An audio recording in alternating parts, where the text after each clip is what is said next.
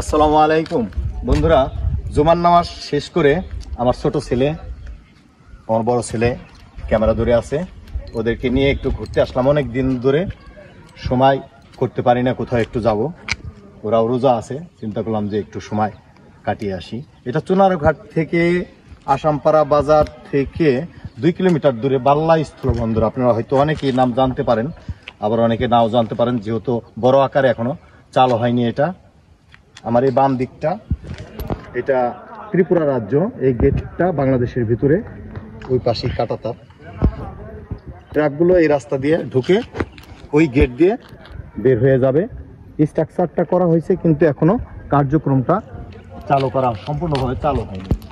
আগে থেকে এই বাম পাশ দিয়ে আমি একটু পরে যাব, ওখান দিয়ে ছোট একটা অফিস আছে, ওখান দিয়ে আপনার পাসপোর্ট ভিসা করে আপনি ত্রিপুরা রাজ্যের দিকে যদি কেউ যায়, যাওয়ার মতো সুযোগ আগে থেকেও ছিল। কিন্তু এটা যদি চালু হয়, সেটা বড় আকারে হবে। অনেক ট্রাক এখান দিয়ে ঢুকবে এবং মালামাল পরিবহনে বাংলাদেশের জন্য অনেকটা সহজ হয়ে যাবে এবং কম খরচে মালামাল আনা নেওয়া করা যাবে।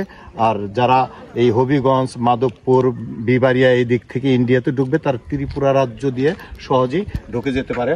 বাংলাদেশের এদিকে বর্ডার গার্ড বাংলাদেশ আছে, ওই পাশে বিএসএফ আছে। এই আমি যে বলছিলাম যে রাস্তাটা আগে মানুষ পার হইতো, এখনো এভাবেই যায় পাসপোর্ট ভিসা করে। এই যে পুলিশ অফিস আছে, ওই অফিসটা হইল আপনার শুল্ক অফিস, যেখানে চেক আপ করে পাসপোর্ট ভিসা। আর ওই পাশটা হলো ত্রিপুরা রাজ্য খোয়াই বাজার। ওই বাজারটা খোয়াই বাজার, মাঝখানে এই খোয়াই নদী। খোয়াই নদীর এই পাটটা বাংলাদেশ, ওই পাটটা ইন্ডিয়া। এই জাতীয় পতাকাটা দেখা যাচ্ছে, ওদের পতাকা দেখা যাচ্ছে, আমাদের পতাকা দেখা যাচ্ছে। আর ওই যে দেখতেছেন গাড়িগুলো যাচ্ছে, মানুষ যাচ্ছে, ওইটা ত্রিপুরা খোয়াই বাজার, ইন্ডিয়ার খোয়াই বাজার ওইটা।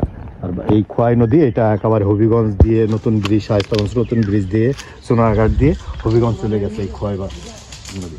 আর এই নৌকা যে দেখতেছেন, এই নৌকা দিয়ে এই পার থেকে পার করে ওই গেট দিয়ে ঢুকে যায় ইন্ডিয়াতে। এই নৌকার মাধ্যমে পারাপার করা হয়। যারা যাতায়াত করে এই বাংলাদেশ থেকে যারা ইন্ডিয়াতে যায়, এই নৌকার মাধ্যমে তারা যেয়ে থাকে।